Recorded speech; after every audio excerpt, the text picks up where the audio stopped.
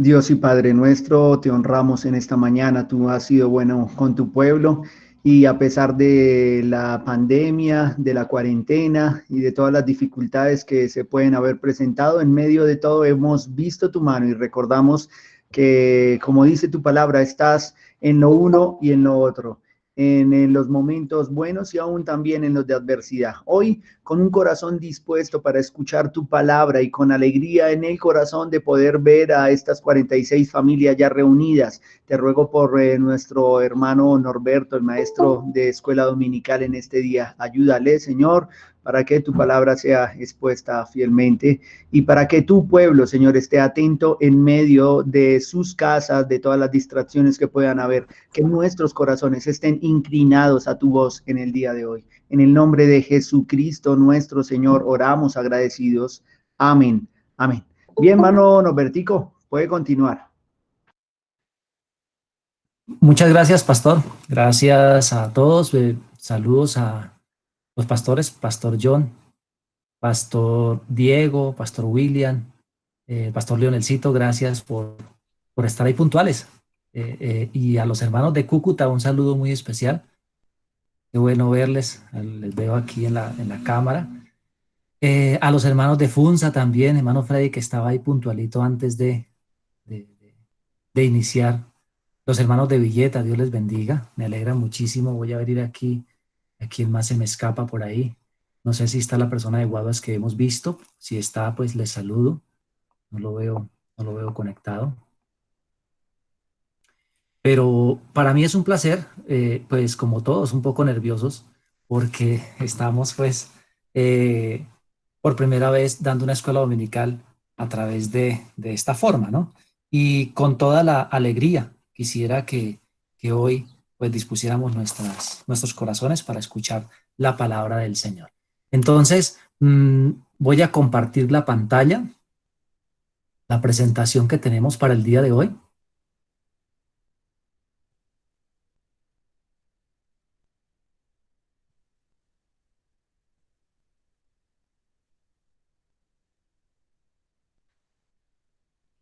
Y pues el objetivo es tratar de, no sé si ahí están viendo la presentación, mi hermano Wilde me confirma por favor. Sí, hermano, Jesús el prometido, los beneficios espirituales de su venida. Amén, gracias. Ese es el tema de hoy, Jesús el prometido. La venida de Jesucristo a nosotros nos trajo unos beneficios espirituales y esos beneficios espirituales hoy todavía gozamos de ellos. Entonces vamos a estudiar con calma cada uno de alguno de esos beneficios. La verdad central del tema de hoy, Jesús prometido por Dios y esperado por su pueblo, vino al mundo a cumplir el nuevo pacto de Dios. El objetivo central de la clase en esta mañana es entender los beneficios espirituales del cumplimiento del advenimiento de Jesucristo y poderlos compartir con los que nos rodean. La idea es que entendamos un poco, para algunos recordemos sobre el cumplimiento, sobre esos beneficios espirituales, y no solamente entenderlos o no solamente recordarlos, sino también los quiero instar a que los podamos compartir con las personas que nos rodean, incluyendo o primero nuestras familias. Y bueno, aquí quiero iniciar entonces con la escuela dominical de hoy.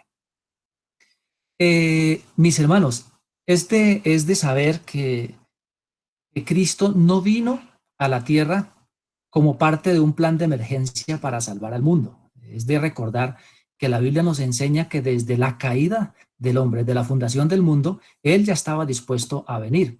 En Primera de Pedro leemos capítulo número 1, versículo 20, si vamos a las escrituras. Me gustaría, hermanos, que estuviéramos muy atentos, alistáramos un cuadernito, si pueden, o una hoja con esfero. Esta clase va a ser un poco participativa, interactiva con ustedes. Voy a pedirles el favor para que estén muy, muy atentos y también para que participen con sus familias. En este texto habla de que ya antes, dice, ya destinado desde antes de la fundación del mundo. Estoy leyendo Primera de Pedro capítulo 1, versículo 20. Ya destinado desde antes de la fundación del mundo, pero manifestado en los postreros tiempos por amor de vosotros. La venida de Cristo, repito, no fue un plan de emergencia. En Apocalipsis 13:8 también nos habla de que su venida estaba planeada desde antes, su muerte estaba planeada desde antes de la fundación del mundo. Él nunca se ha visto en apuros, jamás Dios se ha visto en apuros. Él sabía que el hombre pecaría y que solo podía obtener la salvación a través de Jesucristo. Desde la caída del hombre y con el paso del tiempo, el pecado fue cada día más evidente, pero también la manifestación de la redención. Esas dos cosas. Apenas cae el hombre, el pecado cada día evoluciona, el pecado crece, la maldad crece, pero también Dios se va revelando a su pueblo. Entonces, en ese contexto, quisiera, antes de hablar de su venida, hacer algunas preguntas y vamos a iniciar. Y antes de hablar de sus promesas y antes de hablar de sus beneficios, quisiera que hiciéramos respondiéramos lo siguiente. Me gustaría que ahí al interior de sus familias, arrancamos con la primera pregunta. ¿El pueblo hebreo tenía a Dios como su rey? Voy a hacer un recuento histórico para poder entrar en los textos que citamos al comienzo. El pueblo hebreo tenía a Dios como su rey, pero dejó de serlo porque me gustaría que lo discutieran al interior de su familia. Por eso quisiera que tuvieran lápiz, esfero, por favor. Primero, Dios se cansó de ellos y les puso a Saúl. B, Dios quería que disfrutaran y se divirtieran un poco. C, el pueblo quiso parecerse a los demás, a las demás naciones, y pidieron un rey como los demás, desechando a Dios. Quisiera que discutieran un poquito al interior de sus familias. Voy a dejar un minuto, por favor, para que estén discutiendo.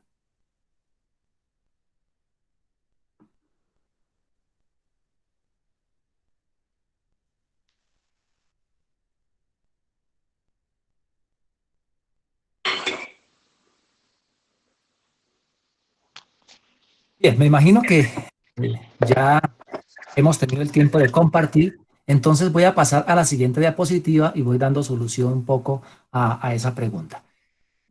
El pueblo tuvo su época dorada, su época de oro, por así decirlo. Después de que Dios les entrega la tierra prometida, ahí aparece, como ustedes pueden ver en el mapa, forma como las 12 tribus de Israel se distribuyeron. Ellos tuvieron su parte, esa fue la tierra que Dios les prometió de manera física, de manera palpable. Estaban las tribus de Simeón, ahí pueden ver a Judá, podemos ver a Dan, podemos ver también a Efraín, a Zebulón, a Aser, a Neftalí, a Manasés, Isaacar, Gad, Benjamín y Rubén. Aquí estaban las 12 tribus. Y esta era la nación completa, la nación hebrea, la nación que creció, que se cansó realmente, esta nación se cansó de que Dios fuera su rey. Y va al profeta y se quejan diciéndole que ellos querían tener un rey. Dios les concede eso y les da a Saúl. No les fue muy bien con Saúl. Pasado el tiempo, Dios les da a David. Voy a hacer un recuento de toda la condición antes de hablar de los beneficios de la venida de Jesucristo. Quiero hablar de la condición del pueblo. Les da a David. Y aquí comienza su época dorada, más dorada. David se hace muy famoso, un rey muy famoso en toda esta tierra, un rey conforme al corazón del Señor, a pesar de que pues hubieron ciertas dificultades. David hace que esta nación se eleve. Y luego viene otro rey que es Salomón. Muere David, queda Salomón. Salomón construye el templo, un majestuoso templo, el rey más sabio de la tierra, el rey más pujante, más rico, y construye un bellísimo templo del cual era orgullo de toda la nación completa. Ahí venían a adorar. Esa fue una nación muy pujante, una nación completa. Pero aquí Salomón comete algunos errores, comete algunas fallas. Los profetas de la época, fíjese, tenemos a Natán y Samuel, los más destacados, como para que estemos ahí en la historia. Esto que estoy hablando lo encontramos en el libro de los Reyes o Crónicas. Bien, Salomón tiene problemas con Jeroboam y él manda matar a Jeroboam rápidamente, hacia grandes rasgos. Jeroboam se va para Egipto, él viaja a Egipto, y luego, después de eso, muere Salomón y queda su hijo que se llama Roboam. Quiero que estemos atentos porque resulta que esta nación se divide, ya le voy a explicar. Esta nación se divide y queda Israel del sur, norte, y Israel del sur, Judá. Y solamente en Judá quedan dos tribus, que es la tribu de Judá y la tribu de Benjamín. Todas las demás tribus quedan en el norte, ya voy a explicarles. Bien, entonces va el siguiente cuestionario. La nación se divide. Discutan esto al interior de su familia, por favor. La nación se divide porque A. Salomón era tan sabio que dividió la nación para que no le tocara tan duro a su hijo. B. Jeroboam aprovechó el mal gobierno de Roboam, se ganó la confianza de 10 tribus y el pueblo lo eligió rey. B. Roboam le cedió a, Roboam le cedió a Jeroboam, su amigo, la mitad de la nación de manera voluntaria. Por favor, me gustaría que discutieran al interior de las familias.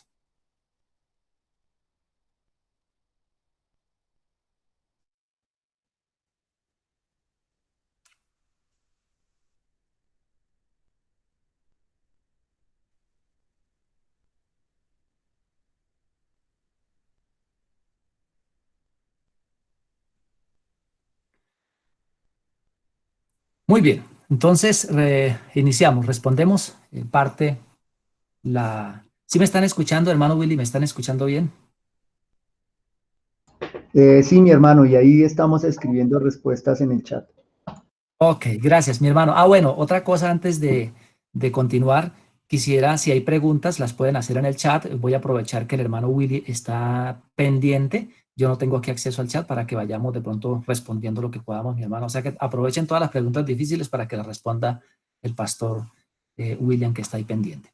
Mis hermanos, bueno, continuamos. Entonces, aquí tenemos a Jeroboam. Resulta que Salomón muere y Jeroboam, como yo les decía, se fue. Roboam, que fue su sucesor, hizo un pésimo gobierno. Subió los impuestos, oprimía al pueblo terriblemente, comenzó una degradación social terrible y él tenía de consejeros a jóvenes, dígame.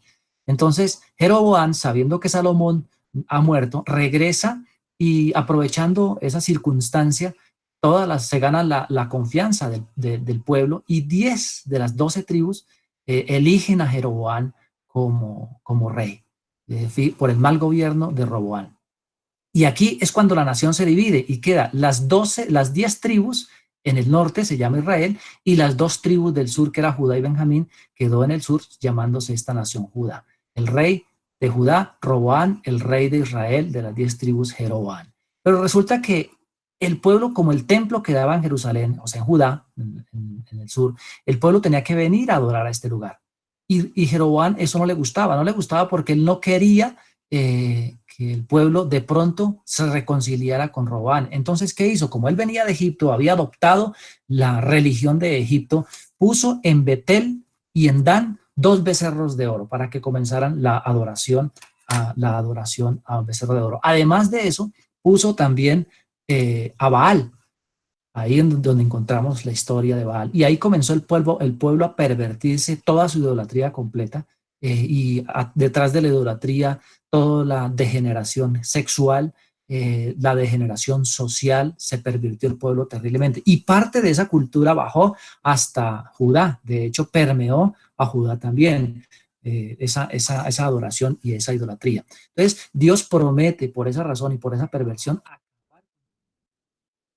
es cuando vemos en la historia que Asiria barre con toda esa nación completa. Eh, Quisiera hacer otro recuento. Aquí tenemos nuevamente en Israel, tenemos el pueblo dividido, el pueblo, y quiero hablar un poquito sobre los reyes que existieron ahí. Todo ese reinado, desde Roboán hasta Sequías, más o menos transcurrieron 400 años de historia. Y ahí rápidamente hice una lista de todos los reyes que tuvo Judá después de Roboán. Roboán, un gobierno malo. Abiam, un gobierno malo. Asa, un gobierno bueno. Josafat, un gobierno bueno. Jorán, malo. Ocosías, malo. Atalía, una mujer mala. Joás, bueno. Amasías, bueno. Azarías, no dice. No lo encontré. Usías, bueno. Jotam, bueno. Acaz, malo. Ezequías, bueno. Manasés, malo. Amós, malo. Josías, bueno. Joacás, malo. Joacín, malo. Joaquín, Jeroconías, malo. Sedequías, malo. Y aquí, fíjense, en estos 400 años también encontramos estos profetas. Entonces, quiero hacer el recuento histórico para que cuando estemos leyendo sobre Joel, sobre Isaías, sobre Miqueas, Sofonías, Habacuc, Jeremías, Ezequías, Daniel, Ageo, Zacarías y Malaquías, son profetas que refieren a Judá, a Israel del sur.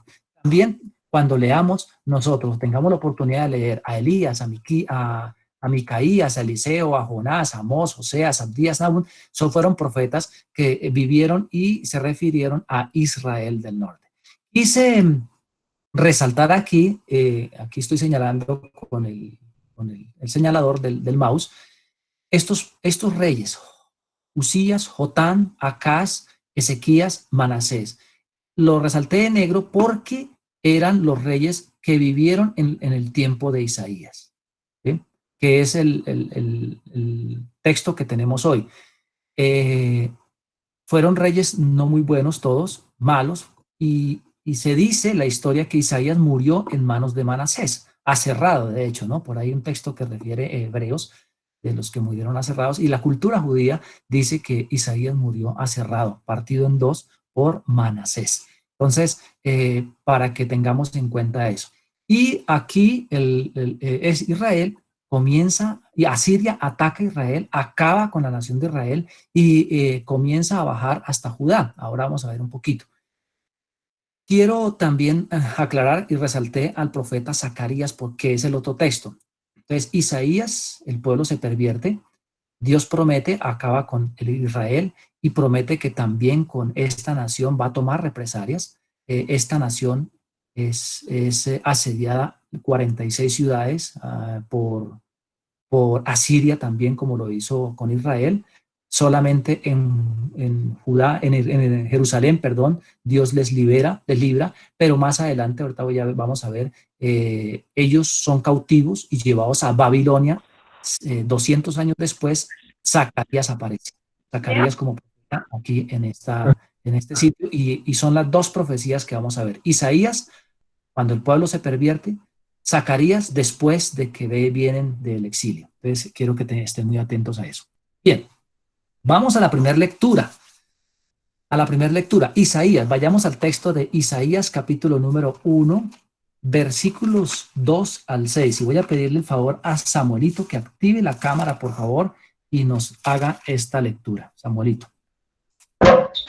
Bien, voy a leer Isaías 1, 2 al 6. Oíd cielos y escucha tu tierra, porque habla Jehová. Crié hijos y los engrandecí, y ellos se rebelaron contra mí. El buey conoce a su dueño y el asno el pesebre de su señor. Israel no entiende, mi pueblo no tiene conocimiento. Oh gente pecadora, pueblo cargado de maldad, generación de malignos, hijos depravados. Dejaron a Jehová, provocaron a ira al Santo de Israel, volvieron atrás. ¿Por qué querréis ser castigados aún?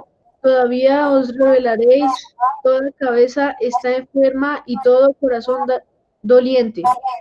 Desde la planta del pie hasta la cabeza no hay en él cosas sanas, sino herida, hinchazón y podrida llaga. No están curadas, ni vendadas, ni suavizadas con aceite. Gracias, Samuelito. Fíjese, el pueblo de Israel hasta aquí, Dios manifiesta que tiene una depravación total, como dijo un comentarista, y lo escribo ahí, una cloaca de inmundicia, lo describe uno de los comentaristas que estuve leyendo esta semana. Y mis hermanos, realmente así lo describe Dios, cómo estaba el pueblo, depravado en su totalidad.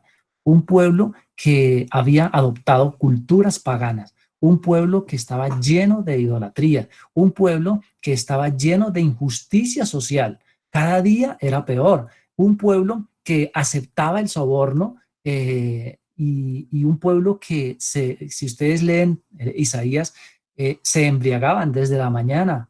El vino era su común, desde la mañana hasta la noche, haciendo pues perversidades. Un pueblo avaro de tener cosas, propiedades de cosas que iban a corromperse, los corrompía cada día. Un pueblo torcido en los negocios, un pueblo que era capaz de robar a los pobres en sus negocios, un pueblo que con esos negocios torcidos de dinero ilícito compraban propiedades haciéndose queriéndose sentir más poderosos. O sea, fíjese que no dista o no es muy distante de lo que vivimos hoy en día. Por otro lado, ellos estaban totalmente depravados y de hecho el versículo número 11, si leemos ahí, Dios estaba tan cansado, dice que ¿para qué me sirven? Además de eso, de lo que hacían ellos, iban y adoraban a Dios.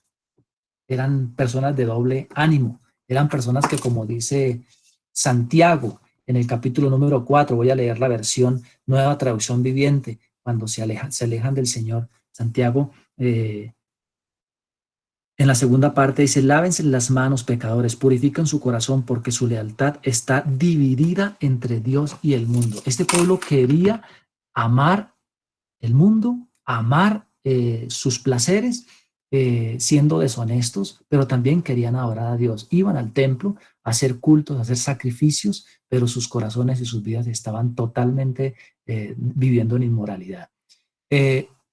Por eso ellos sabían, capítulo 2 del 5 al 22, sabían que Dios iba a tomar represalias con ellos. Sabían que por eso Israel del norte había desaparecido y había caído en manos de los asirios. O sea, ellos sabían que Dios les había prometido que les iba a destruir y que ese pecado le iba a pagar. O sea que eran conscientes de eso. Por lo tanto, aparte de eso, en gran parte del tiempo de Isaías, 46 ciudades, como yo les comento, cayeron ante Asiria.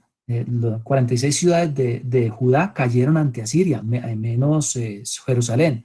Recuerden que para los que han leído la historia un poco, Dios salva por los muros que tenían, por un ángel, a través de un ángel, salva a Jerusalén y no es tomada toda la ciudad por los asirios. Pero 200.000 hombres, dice la historia, que fueron llevados cautivos a Siria, de hecho. Entonces ellos sabían, y muchos de ellos ya estaban sufriendo, muchos de ellos ya habían vivido, estaban viviendo muy seguramente por los familiares el cautiverio. O sea, estaban sediados. Además de eso, Dios les dice que por su inmoralidad y por su injusticia, las cosechas ya no iban a ser las mismas, iban a producir la mitad. Muy seguramente hambruna. Entonces, mire la situación social. Primero, corrompida. La degeneración social y las familias acabadas. Y por otro lado, Asiria que los está asediando, Asiria que viene rodeándolos. Aparte de eso, su tierra ya no produce hambre. O sea, la situación no era tan sencilla. Muy seguramente, quiero que miremos esta situación, muy seguramente, cercados por Asiria, vivían también una situación de zozobra, angustia, oprimidos. Ellos estaban asustados. Ellos sabían que no tenían esperanza. No había salida, no había vuelta atrás. Dios había hablado y cuando Dios habla tenía que cumplirse, se iba a cumplir. Fíjense, ellos viviendo todos los días con eso. Ellos sabían que la muerte les esperaba, la muerte. Y quiero aterrizar un poquito con lo que estamos viviendo hoy. Y fíjense que no es muy diferente. La sociedad de hoy está de esa misma manera. Sobornos, injusticias, idolatría, embriagueces, negocios torcidos, todo lo que vemos ahora. Y sabemos, y muchos y todos sabemos que Dios algún día vendrá. Jesucristo vendrá. Y algún día Él tendrá que dar juicio contra todo lo que está pasando en esta tierra y todo lo que estamos haciendo. Muchos hoy pueda que se encuentren en zozobra, en angustia. Hoy un virus nos tiene arrinconado a todo el mundo, arrinconados a todo el mundo, muy seguramente asustados, muy seguramente oprimidos. Hermanos, y aquí quiero aclarar algo, y muy seguramente esta pandemia está deteniéndose, pero y ahora que comencemos a salir a trabajar, no estamos expuestos también. Seguramente nos puede llegar a nosotros, muy seguramente. Y así se sentía ese pueblo, el pueblo de Israel sabía que Dios iba a tomar, sabía que los iban a tomar, de hecho, porque Dios lo había dicho. Y fíjese, mire lo que sucedió. Voy a hacer un recuento grande, rápido, que en los tiempos de Isaías evidentemente cayeron esas 46 ciudades. Aparte de eso, 100 años después viene Babilonia y lleva al resto que quedó, al remanente que quedó, lo lleva cautivo a Babilonia. Y posterior a eso, fíjese que en los años 70 después de Cristo, el golpe final, esa nación desaparece. Eso estaba dicho. La nación de Israel, lo que quedaba, fue acabada en el año del 70. Cuando Zacarías vuelve reconstruyen otra vez el templo que los babilonios habían acabado, reconstruyen el templo y en el año 70 otra vez es destruido el templo. Entonces, ellos sabían que el juicio del Señor llegaba. Bien, continuamos. Aquí vamos a leer entonces y entramos en materia. Quiero que leamos ahora, vamos a hablar de los beneficios. Quería hacer ese recuento histórico y gracias por la paciencia que tuvieron conmigo. Es que no podemos entender lo que vamos a hablar ahora si no entendemos el contexto. Necesitaban la paz, necesitaban un Salvador, no había salida, necesitaban una esperanza, el pueblo necesitaba un nuevo camino, el pueblo necesitaba a alguien, una nueva noticia, una noticia que les trajera consuelo porque estaban perdidos. Y quiero que abramos las escrituras en Isaías capítulo 9, versículos, vamos a leer del versículos 1 al 7. Y voy a dar la participación a Sara Sofía, que está en Villeta.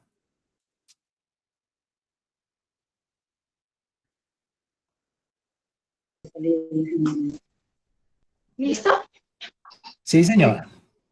Dice, mas no habrá siempre oscuridad para la que está ahora en angustia, tal como la aflicción que le vino en el tiempo que livianamente tocaron la primera vez a la tierra de Zabulón y a la tierra de Neftalí, pues al fin llenarán de gloria en el camino del mar, de aquel lado del Jordán, en Galilea de los gentiles.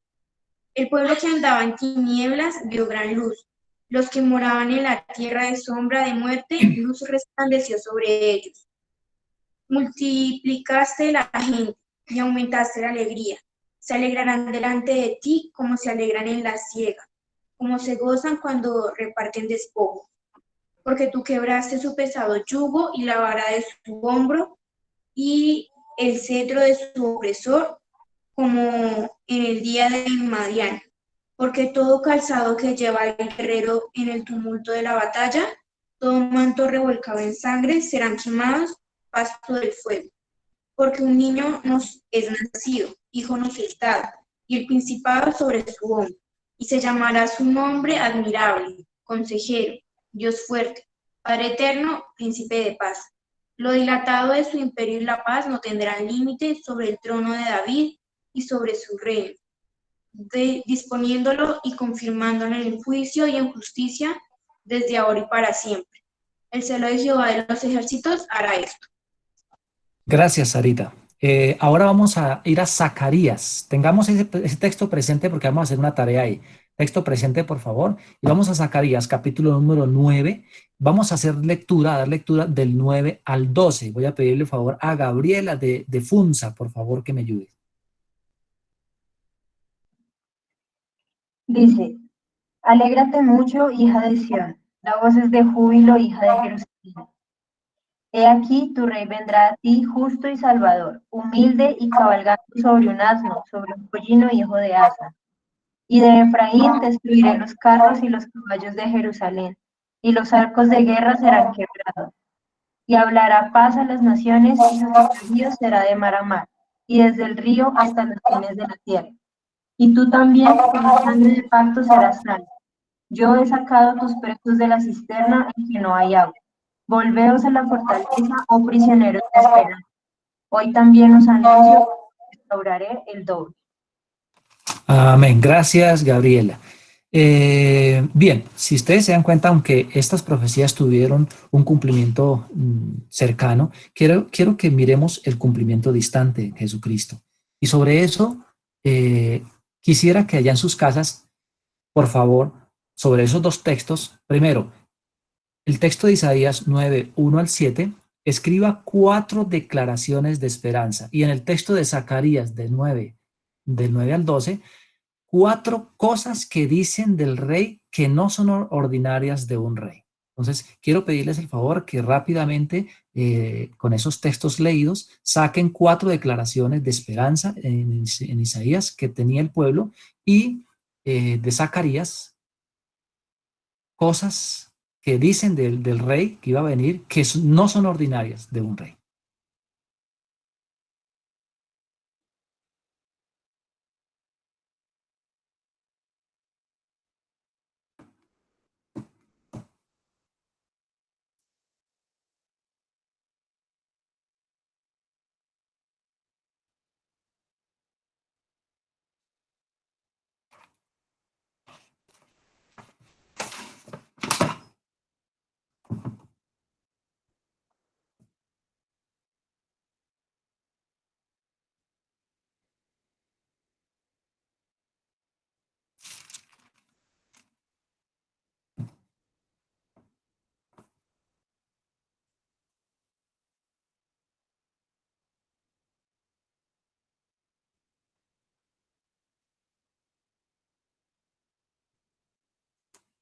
Muy bien, y vamos a dar participación. Entonces, mi hermano Faber, por favor, dígame una de esas 4 que pudo detectar con las familias. Una de esas 4 declaraciones, hermano Faber. Una. Sí, mi hermano Norberto, el pueblo vio gran luz. Gracias. Muy bien. Cierra el micrófono, hermano. Vamos con otra persona en Cúcuta, hermano Enrique. Otra declaración de esperanza, Isaías.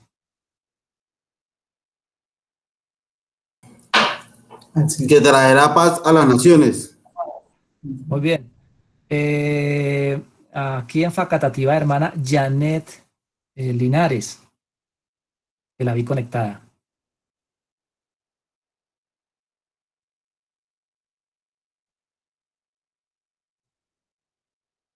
No tengo, no le escuchamos. Hermano Freddy Funza. Hermano Freddy. No me diga que apagó la cámara también, el micrófono.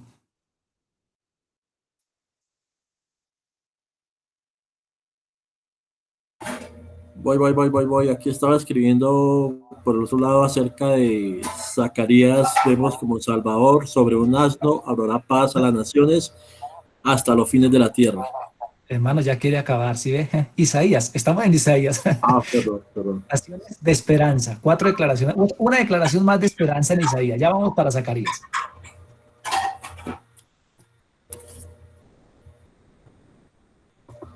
Bueno, entonces, una cosa que dice del rey que no son ordinarias de los reyes de la época. Zacarías, entonces dígame una. Hermano Nilsson.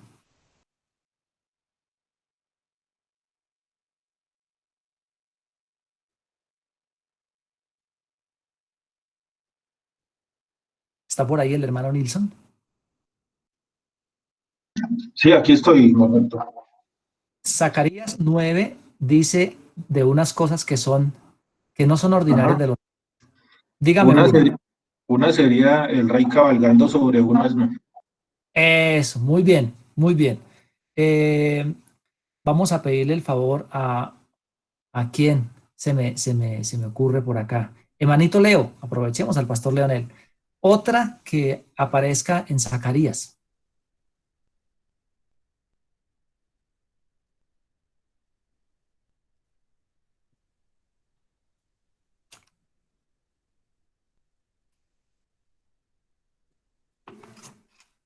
¿No está hermano Leo? No se me habrá dormido, hermano Leo. No, mi hermano, acá estoy. Permítame un momentico, mi hermano, qué pena.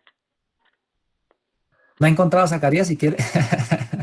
Zacarías 9, del 9 al 12, dice cosas del rey que iba a venir, que no eran ordinarias de un rey.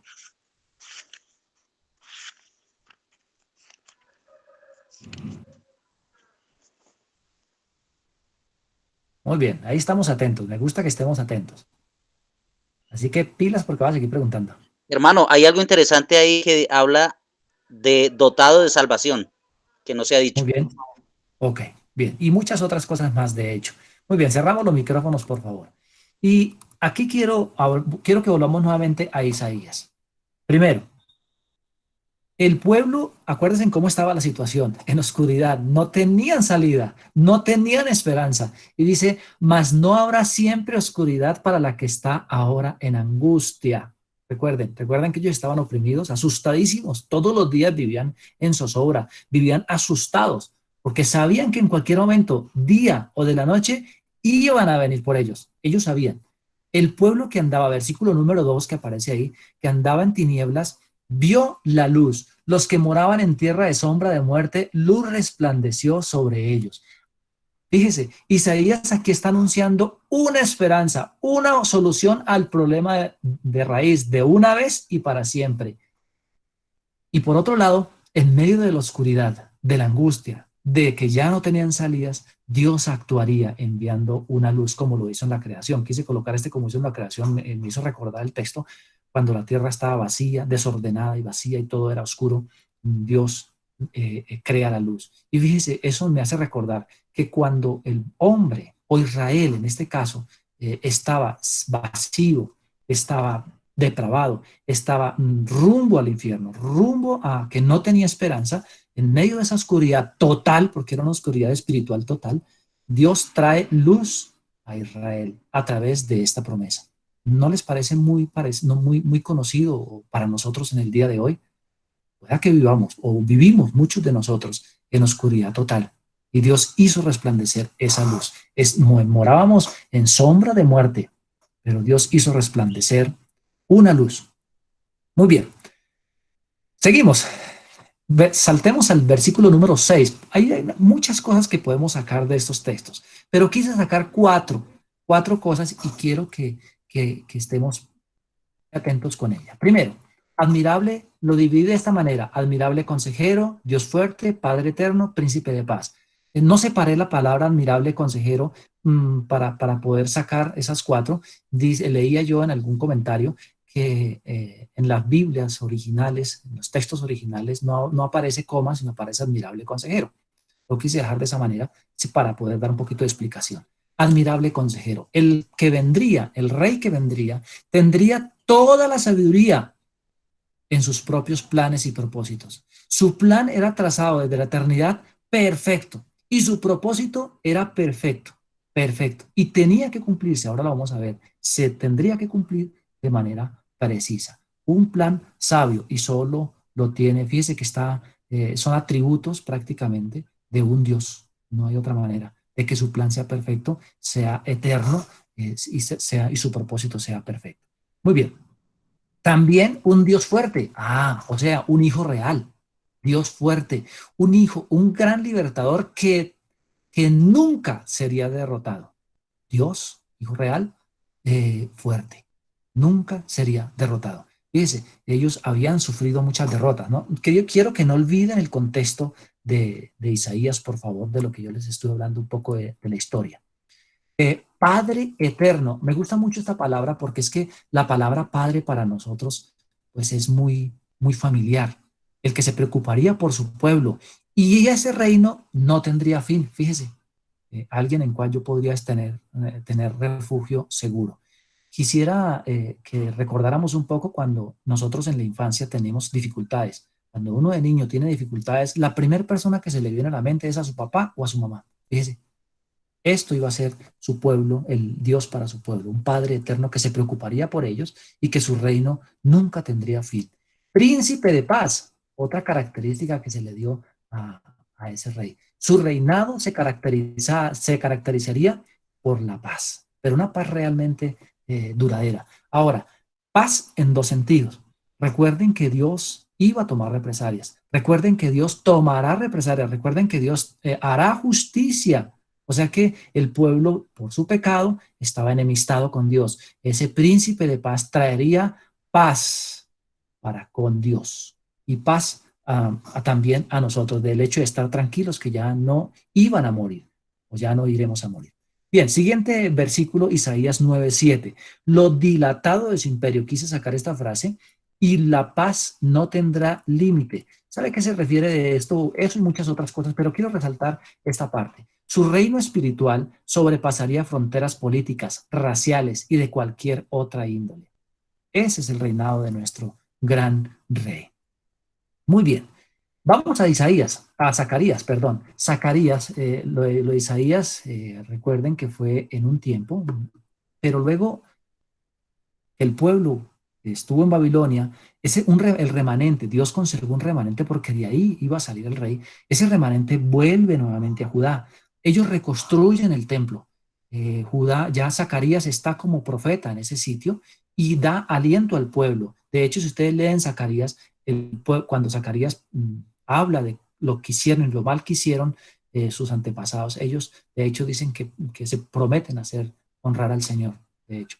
Pero me gusta la profecía que dice ahí, porque aquí describe las características, los nombres que tendría, algunas características y nombres que tendría ese rey. Pues, primero, tu rey vendrá sobre ti, justo y salvador, humilde y cabalgando sobre un asno, sobre un pollino de asno.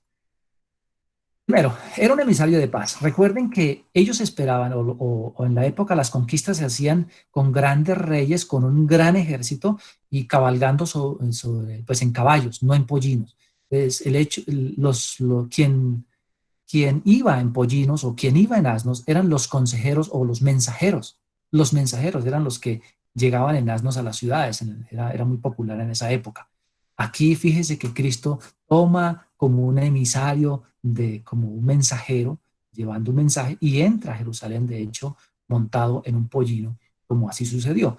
Un rey humilde. Ahora, la palabra humilde aquí no se refiere tanto a manso, la palabra humilde se refiere más a la humillación. Un rey que tuvo que sufrir la humillación, un rey que tuvo que pasar vergüenzas, un rey que fue escupido, un rey que fue martirizado, un rey que fue señalado injustamente, un rey sufriente, a eso se refiere, pero un rey justo. En él no se encontró nunca cosa injusta alguna, y un rey salvador, un salvador. Fíjese que se le dan algunos atributos y características que no son populares de los reinos de la época. Y tú, dice, ahora quiero cerrar con este texto, y cerrando con este texto, y tú también por la sangre de tu pacto serás salva. ¿Sabe? Antiguamente, y para muchos, y no para recordarles, y para muchos que no saben, Dios les pedía que hicieran sacrificios. La razón era para apaciguar su ira contra el pueblo por sus pecados. Ya no habría más sacrificios, no tanto porque el sacrificio del animal perdonara el pecado, porque la sangre de Cristo fue la única que fue capaz de perdonar los pecados pasados, presentes y futuros, sino para apaciguar la ira del Padre.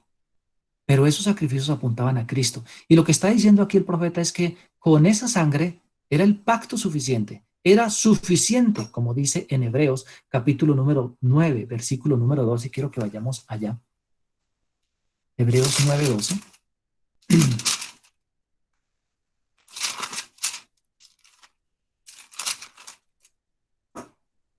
Y no por sangre de machos cabríos ni becerros, dice el texto, sino por su propia sangre entró una vez y para siempre en el lugar santísimo, habiendo obtenido eterna redención. El derramamiento de la sangre de Cristo fue suficiente, ya no más. Ese sacrificio que iba a traer la paz, iba a traer el gozo, que iba a traer la tranquilidad, que iba a traer la eternidad. De hecho, nos iba a permitir vivir en esa eternidad con Él, era suficiente. Ya no había que hacer más sacrificios que ellos hacían en el templo para obtener la paz con el Señor. Ahora iba a ser permanente con la sangre de Cristo, la sangre del derramamiento de la sangre de Cristo. Y quiero cerrar con el texto de Isaías capítulo 9, versículo 7, que dice así: el celo de Jehová de los ejércitos hará esto. Eso no trae esperanza, hermanos, en medio de un mundo que está dañado, un mundo corrompido, un mundo que se sufre mucho. ¿Sabe? El Padre lo hará de manera afectiva. Sus promesas serían inmutables. Eso que dijo el Señor lo iba a hacer. Ellos sabían que Dios era inmutable. Ellos sabían que Dios cumplía las promesas. Ellos lo habían visto, lo habían oído de sus antepasados. Entonces, para ellos sí eran muchos beneficios, y para nosotros beneficios espirituales. Quiero ir cerrando, mis hermanos. Quiero cerrar, ya me quedan 10 minutos, creo, si apenas, hermanos, para concluir con lo siguiente. Y quiero basarme nuevamente en esta imagen que yo les publiqué. ¿Por qué razón? Porque este es el mundo de hoy. Un mundo avaro, un mundo que está lleno de sobornos, un mundo de injusticia, un mundo de idolatría, un mundo de que el licor, de hecho, es el guía de muchos, un mundo que está lleno de negocios torcidos, un mundo que habla de negocios y que las propiedades adquiridas no son de manera ilegal, o las cosas que a veces se adquieren no son de manera ilegal. Y ¿sabe qué es lo triste, mis hermanos? Que muchas de esas cosas han permeado al pueblo. Yo quiero hacer una reflexión y pueda que esto sea un poco duro, pero quiero que reflexionemos. El Dios de la historia que tenemos es un Dios que ha enviado a nosotros una esperanza. Y el pueblo, a pesar de que está perdido, completamente destrozado, tenemos una esperanza. Por otro lado, sabemos nosotros que Dios, que Jesucristo un día vendrá. Vendrá y juzgará al pueblo, incluyéndonos a nosotros. Su venida es inminente, su venida es segura, es tan segura como la muerte. Quiero contar una historia aquí, hermanos, para ambientar un poco. Esto no está en la Biblia, ¿no? Para que después no vayan a hacerme señalamientos. Pero quiero contar una historia con relación a la muerte. Dice alguien, lo leí alguna vez, lo escuché alguna vez de un predicador, que un día un amo manda a su siervo al mercado. Él va al mercado a hacer las compras y de pronto ve a alguien con una capucha, un hombre negro con una capucha, un hombre tapado, perdón, con una capucha, y se encuentra de frente y se da cuenta que es la muerte. Asustado lo mira, se queda mirándolo y corre hacia su amo, asustadísimo, deja todo lo que había comprado, corre hacia su amo y le dice: amo, he visto la muerte, estoy asustado, regálame, préstame el caballo más veloz que tengas. Y el amo, pues sorprendido, dice: bueno, está bien, lléveselo. ¿Para dónde va? Me voy para Samaria, corriendo, el más veloz, necesito el más veloz. Este hombre monta su caballo, se va, pero el amo se queda pensando y se va al mercado porque pues le causa curiosidad a buscar a este hombre, a la muerte, perdón, y evidentemente la encuentra, la señala y le golpea el hombro y le dice: ¿usted es la muerte? La muerte le contesta: sí, ¿por qué? Es que mi siervo lo vio en el mercado hoy y pues está aterrado, me preocupa. La muerte le responde: sí, a mí también me preocupó, de hecho me sorprendió, no tenía cita con él hoy, yo tengo mañana cita con él en Samaria. Fíjese, la muerte llega porque llega, por más veloz que sea el caballo, iba a llegar. Muy bien, la descomposición social, quiero hablar un poquito de la descomposición social. La descomposición social hoy, en la actualidad, no va a mejorar, la situación social no va a mejorar. Esto continuará, esto será peor cada día. Está escrito está en la Biblia, en los postreros tiempos. Cada día esto será peor. O sea, no esperemos que esto mejore. O sea, eso que entremos en angustia que porque el gobierno, que porque no mejora, que porque el siguiente presidente va a ser peor. Hermanos, eso no nos debe sorprender, eso está escrito. Debemos ser conscientes de que eso sí va a estar. Además, hambre, dice la Escritura, peste, destrucciones, desastres naturales. Y ahora lo que estamos viviendo sobre el COVID. Hermanos, quiero que seamos conscientes. Y sé que muy seguramente esto que estamos viviendo, este hacinamiento que estamos viviendo, acorralamiento que estamos viviendo por el virus, a veces nos desespera. Pero esto hace parte del plan eterno de Dios, del plan perfecto de Dios, como lo leímos, del plan santo de Dios. Y sea cual sea la decisión de Él, será todo para su gloria. Sea que nos dé el virus, sea que nos salvemos del virus o que muramos del virus. No sabemos. Recuerden que muchos de Israel murieron. Ellos sabían que iban a morir. Algunos se salvaron, el remanente se salvó. Pueda que nos salvemos ahora que salgamos. Pueda que no nos pase nada, pero pueda que nos pase algo. Será para su gloria. O sea, nosotros no debemos vivir vía de zozobra. Tenemos una esperanza. Si morimos para Cristo. Es ganancia, como dijo el apóstol Pablo. O si vivimos para Cristo. Es el momento de que nosotros hoy despertemos un poco y miremos al interior de nuestras vidas. Primero, ¿cómo está nuestro corazón? Si Cristo realmente es el Dios o si hemos permitido que otros dioses hayan ingresado a nuestro corazón, como hizo el pueblo de Israel. Nosotros nos sorprendemos y señalamos, de hecho, el pueblo de Israel, pero es la oportunidad que usted y yo revisemos nuestra vida de manera personal. ¿Cómo está su corazón de avaricia? ¿Aún está haciendo negocios ilícitos? ¿Aún anhela cosas del mundo cuando sabemos que esto se va a perder? ¿Aún le desespera que esta situación no pueda usted manejar todas las propiedades que tiene o lo que tiene? ¿Se desespera sabiendo que esto se va a quedar? ¿Cómo está la idolatría? ¿Tiene algún familiar de idolatría? Espero, hermanos, que en los hogares de nuestros no esté la desesperación, no esté la angustia. Espero y espero que los pastores no hayan tenido que aconsejar tanto. Pero aquí, en este encierro, realmente vamos a vernos quiénes somos. Y es la oportunidad de dar gloria al Señor, de arrepentirnos si hemos fallado al Señor, de arrepentirnos si ha entrado a nosotros, a nuestro corazón, idolatría, si en nosotros hay avaricia, si en nosotros hay injusticia, si en nosotros, de hecho, ha habido robo. ¿Hemos ido al trabajo tarde? De hecho, hemos llegado, en este caso, nos hemos conectado a veces tarde. O hacemos en la semana cosas ilícitas en la casa. Mire, organicémonos. El mejor sitio donde a nosotros nos conocen es en la casa. Es el momento de organizar nuestra vida. Es el momento de desechar esos dioses. Porque un día Dios va a tomar represalias. Con el virus o sin el virus, tenemos que presentarnos ante la presencia del Señor.